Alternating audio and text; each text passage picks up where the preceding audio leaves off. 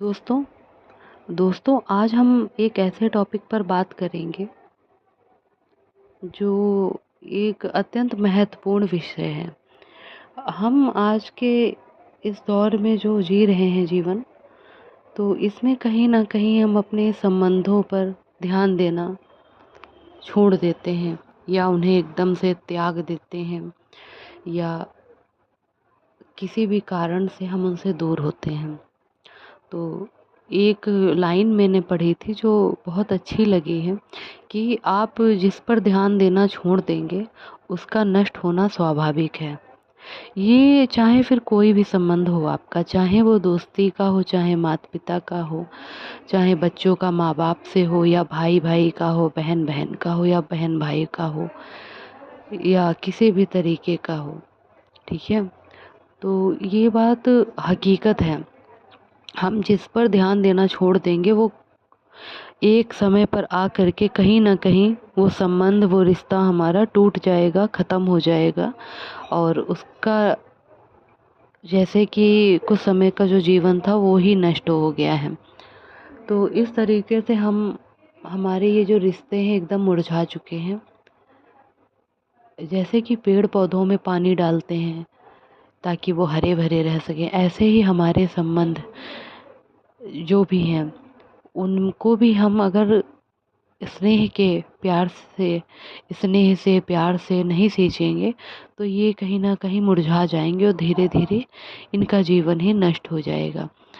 दोस्तों ये चीज़ कई जगह देखी गई है कि जैसे अगर किसी माता-पिता के 2 बच्चे हैं, तो माता-पिता क्या करते, जो बड़ा बच्चा होता है या जैसे मान लो अगर उनको छोटा बच्चा है अच्छा लगता है, जो भी बात रही हो, तो वो किसी एक ही बच्चे की बात को सुनते हैं, उन्हीं की बात को सर्वोपरि रखते हैं और एक ही बच्चे के प्रति उनका बहुत ज़्यादा लगाव।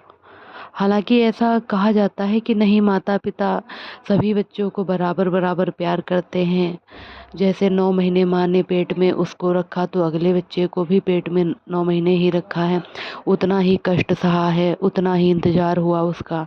लेकिन ये चीज़ें आज के दौर में काफ़ी हद तक देखने को मिलती हैं कि अगर माता-पिता का स्नेह किसी एक बच्चे के प्रति ज़्यादा है, तो वो ऐसा करते हैं एक समय पर आकर के अपना जो उनका दूसरा बच्चा होता उस पर ध्यान देना ही छोड़ देते हैं और उन्हें केवल और केवल अपने एक बच्चे की ही फ़िक्र खाए रहती है कि उसके साथ अब क्या हो रहा होगा, अब क्या हो रहा होगा। और बहुत जगह तो ये भी है कि अगर बच्चे के ब्याह भी करवा दिए जाते लेकिन फिर भी माता-पिता उनके वैवाहिक जीवन में भी अपना इंटरफेयर करते रहते हैं क्योंकि उन्हें अपने बच्चे के प्रति इतना मोह होता है। और जो बच्चा उनका दूसरा होता है, उस पर कहीं न कहीं वो लोग ध्यान बिल्कुल भी नहीं देते हैं। और क्योंकि कहीं न कहीं अब ये बातें यहाँ पर समझने की हैं जो कि गूढ़ ज्ञान कह सकते हैं, एक अंतर्ज्ञान ही इसको कह सकते हैं कि एक बच्चा जो है माता-पिता के इतना करीब है, दूसरा बच्चा थोड़ा उतना चहेता नहीं बन पाता है, तो इसमें क्या फ़र्क है? देखिए, तो मेरा अपना यही मानना है कि और ये हकीकत भी है कि हर एक आत्मा अपने संस्कार, अपने गुण, अपनी आदत लेकर के आए हुए हैं इस दुनिया में और केवल हम यहाँ पर एक ड्रामा ही तो करने आए हैं, अपना रोल प्ले करने आए हैं। उसके बाद में हम यहाँ से चले जाएँगे।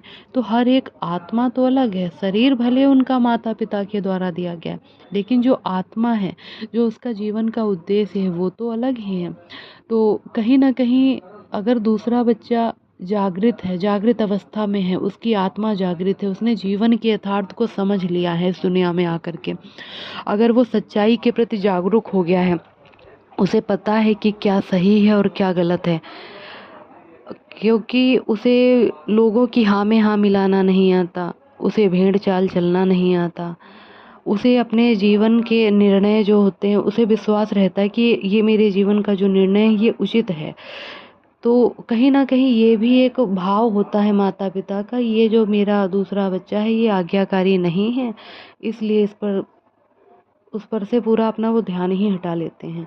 और आज्ञाकारी होने का मतलब ये नहीं होता है कि हर एक बात को स्वीकार लिया जाए।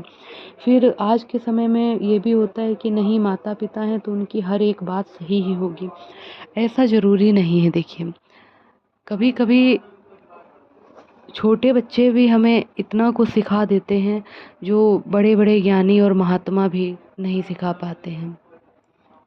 तो इन बातों को पूरी तरीके से मैं तो नकारती ही हूँ। अगर दूसरा बच्चा एकदम जागृत अवस्था में है, वो जीवन को समझ चुका है, वो अपने जीवन के निर्णय ले रहा है, उसे समाज से या दुनिया की जो कुरीतियाँ हैं, जो बुराइयाँ हैं, जो रूढ़िवादी विचार हैं, जो संकीर्ण मानसिकताएं लोगों के भीतर भरी हैं, उसे इन सब बातों का एक ज्ञान है कि ये जो भी चीज़ें हैं ये कहीं ना कहीं गलत हैं। और अगर हमें परिवर्तन करना है समाज में, संसार में आकर के, तो कहीं ना कहीं हमें इन ये जो दकियानूसी सोच है इनको बदलना ही होगा। और ऐसे में क्या है, वो बच्चा अपने माता पिता का सपोर्ट चाहता है जो कि उसे कभी नहीं मिलता। और जो बड़ा बच्चा है कहीं ना कहीं उसे एक अपना कंफर्ट जोन महसूस होता है कि वो माता पिता हैं तो जीवन पर्यंत अब मुझे एक शेल्टर देंगे, अपनी सुरक्षा में दिन रात रखेंगे। और वो उसे ये लगता है कि एक साधारण जीवन ही बहुत कुछ है, जैसा उसे सिखा दिया गया वो हाँ हाँ, हाँ में हाँ, हाँ में हाँ, भले वो चीज़ें गलत हैं। तो अब ये बात सोचने वाली है कि कह दो कि अगर हाथी उड़ता है तो क्या हाथी उड़ता है? नहीं उड़ सकता ना। तो कैसे इन चीज़ों को स्वीकार लिया जाए? तो कुछ संबंध मुझे ऐसा लगता है इस कारण भी खराब हो रहे हैं कि हमारी कहीं ना कहीं विचारधाराएं जो हैं वे बेहद ही अलग होती हैं लोगों से। क्योंकि कुछ लोगों की विचारधाराएं, और ऐसा नहीं, वो लोग अपनी जो विचारधाराएं लिए रहते हैं कहीं ना कहीं वो जो परंपरावादी सोच होती है कि सदियों से चली आ रही, हम उसे ही आगे बढ़ाएंगे क्योंकि ये हमारे पूर्वजों की सोच है और हमारे पुरखों ने हमें ये सब दिया है विरासत में। अरे क्या दिया है? चलो आपके पुरखे जो आपको देंगे, लेकिन आप आने वाली पीढ़ियों को क्या देंगे? आपने कुछ नया सीखा है क्या? कुछ नया जाना भी है? और अगर जो नई आत्मा जो आपके घर में है, अगर वो कुछ नया सीख कर कुछ नया देना चाहती है, कुछ समझ चुकी है जीवन के उद्देश्यों को, तो उसका भी हम कड़ा विरोध करते हैं, उसको हम जीवन से नकारते हैं। तो ऐसे में जो आत्मा जो जागृत है जीवन के प्रति, वो फिर अपने निर्णय ले करके भी नहीं ले पाती क्योंकि चारों ओर से उसे घसीटा जाता है। और कहीं ना कहीं फिर वो सारे संबंधों से दूर ही हो जाती है। क्योंकि दूर इसलिए वो हो जाती है क्योंकि उसे समझने वाला यहाँ कोई नहीं होता है, क्योंकि वो एक आध्यात्मिक यात्रा पर होती है, क्योंकि ईश्वर से उसका डायरेक्ट जो होता है कन्वर्सेशन हो रहा होता है कि ऐसे क्या, मतलब उसको एक इंट्यूशन आते हैं कि हाँ परमात्मा मेरे साथ है, मैं सही रास्ते पे हूँ।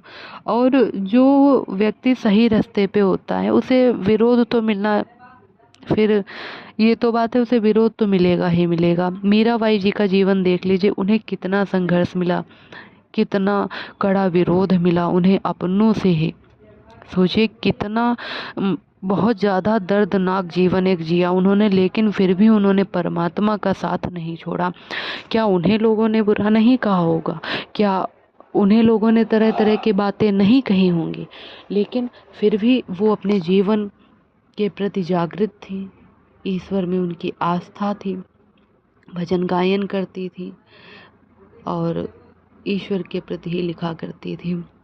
तो एक ऐसा जीवन होता है। देखिए, जीवन एक बार ही मिलता है और ये जो मानव जीवन है इसमें हमें बुद्धि और ज्ञान भी मिला हुआ है।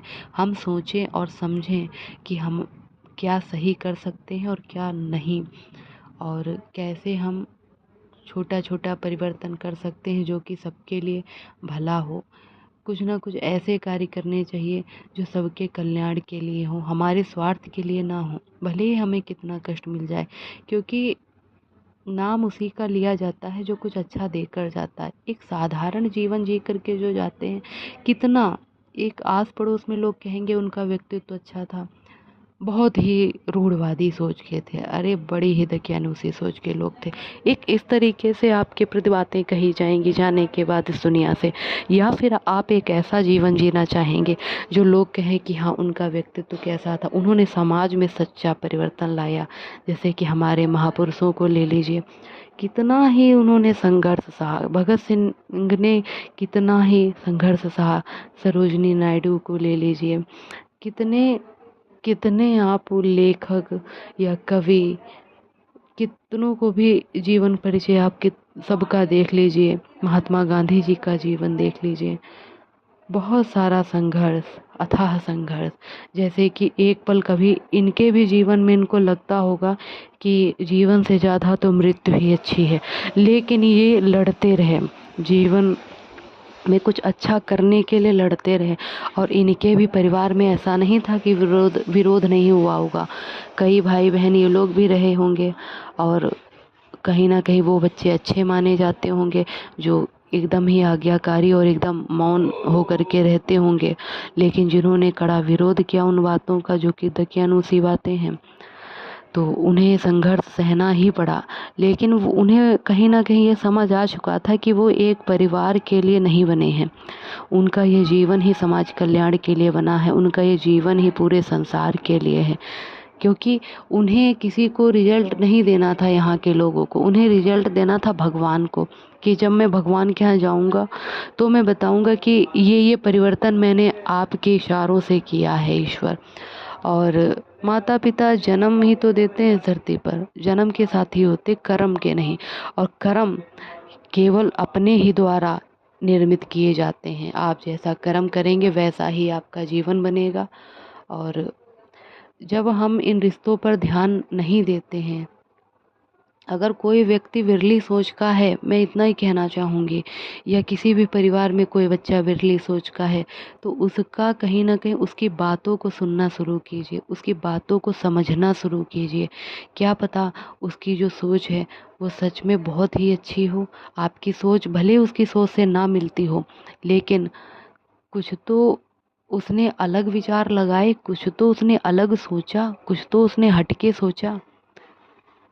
ऐसी सोच को हम क्यों नहीं स्वीकार कर पाते हैं? और कहीं ना कहीं फिर हम उस बच्चे को अलग थलग कर देते हैं अपने परिवार से, फिर हम समाज से भी निगलेक्ट किया जाता उसे है।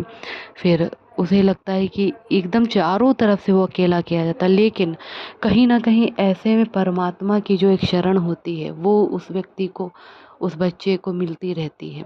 क्योंकि उसका जो परम पिता होता है, परमात्मा ही तो है परम पिता, जो कि माँ बाप के भी माँ बाप होते हैं, परमेश्वर। तो फिर वो अपने जीवन को आगे बढ़ाता रहता है, और भले ही विरोध मिले, कष्ट मिले, लेकिन कहीं ना कहीं अपने जीवन को सफल और सार्थक करके ही इस दुनिया से जाता है। और लोगों का कार्य तो है विरोध करना, कहना, जीते जी मार देना, लेकिन खुद में एक दृढ़ विश्वास भरा होना चाहिए। और प्रयास ये कीजिए कि कोई भी रिश्ता आपके कारण ख़त्म ना हो। आप उसे स्नेह से, प्यार से सींचें, और सामने वाली बात को भी उतनी ही तवज्जो दीजिए जितनी कि आप अपनी बातों की तवज्जो चाहते हैं सामने वाले से, है ना। और आज के माता पिता को भी ये समझना चाहिए कि अगर मेरे 2 बच्चे हैं, 4 बच्चे हैं या 5 बच्चे हैं, तो अगर आप उन्हें बराबर कहते हैं तो उन्हें बराबर अधिकार भी दीजिए बोलने का, कहने का। उनकी ऐसा नहीं है कि जो बड़ा बच्चा है वही सही सब कुछ सोच सकता है, वही सब कुछ सही कर सकता है, या वही बहुत ज़्यादा बुद्धिमान है। नहीं, एक बार आप अपने सभी बच्चों पर ध्यान देकर तो देखिए, उनको उनकी सोच को समझ करके तो देखिए। क्या पता उनका जीवन का उद्देश्य जो है वो बहुत ही प्रतिभाशाली रहा हो, कुछ वो और भी ज़्यादा अच्छा कर सकते हो अपने जीवन में। तो ऐसा ज़रूरी नहीं। अब हमने हर चीज़ को स्वीकारा है। पहले ज़माने की जो सोच थी वो सोच, अब आप देखिए, पहले बैलगाड़ी पे लोग चलते थे, फिर साइकिल आई, स्वीकारा लोगों ने, फिर मोटरसाइकिल आई, स्वीकारा, अब तो 4 पहिए की गाड़ी है, लोगों ने स्वीकार लिया। पहले चिट्ठी डाली जाती थी, लोगों ने स्वीकारा, ठीक है, और उसके बाद में फ़ोन चल गए, फिर फ़ोन से हमने बात करना स्वीकारा, सबके पास अब अपना अपना एक हैंडसेट है, हमने हर चीज़ को स्वीकारा है, बहुत आगे ये दुनिया आई है। लेकिन कहीं ना कहीं कुछ ना कुछ दकियानूसी सोच और जो रूढ़िवादी सोच है, हम केवल मरे जा रहे हैं जाति को लेकर के, हम केवल धर्म के पीछे लड़े जा रहे हैं, हम केवल ऐसी ऐसी मानसिकताओं में जकड़े हैं जिनसे उभर पाना बेहद मुश्किल है। लेकिन अगर हम सब चाहें तो एक अच्छी शिक्षा अगर हमने प्राप्त की है तो उसका हम परिवर्तन भी तो लाएं। आप कोई भी धार्मिक पुस्तक पढ़ लीजिए, उसमें तो ये सब भेदभाव नहीं सिखाए गए हैं, सब कुछ यहीं बांटा गया है, सब कुछ यहीं हुआ है। और अगर जो इस सोच को कोई दूर करना चाहता है तो उसका सपोर्ट कीजिए, ना कि उसका विरोध कीजिए, ना ही उसे खींचिए।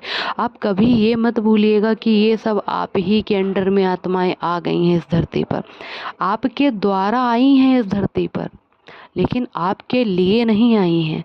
वो अपना कर्म करने आई हैं जिस उद्देश्य के लिए परमात्मा ने भेजा है, और परमात्मा जो उद्देश्य उस आत्मा को दिया होगा वो तो फिर वो करवा ही लेंगे, चाहे जितना विरोध हो। मीराबाई जी का जीवन देख लीजिए आप लोग, है ना। तो दोस्तों, शायद मेरे कहने में कुछ गड़बड़ हो रही हो या मैं ना अपनी बात को समझा पा रही हूँ तो मुझे क्षमा कीजिएगा। और अपने अपने रिश्तों को बचाइए, अपने हर संबंध को सुनना शुरू कीजिए, और जब हम सुनने की क्षमता रखते हैं तब हम समझ भी पाएंगे कि सामने वाला क्या चाहता है, और तभी हम उसका सपोर्ट भी कर पाएंगे, है ना। धन्यवाद दोस्तों।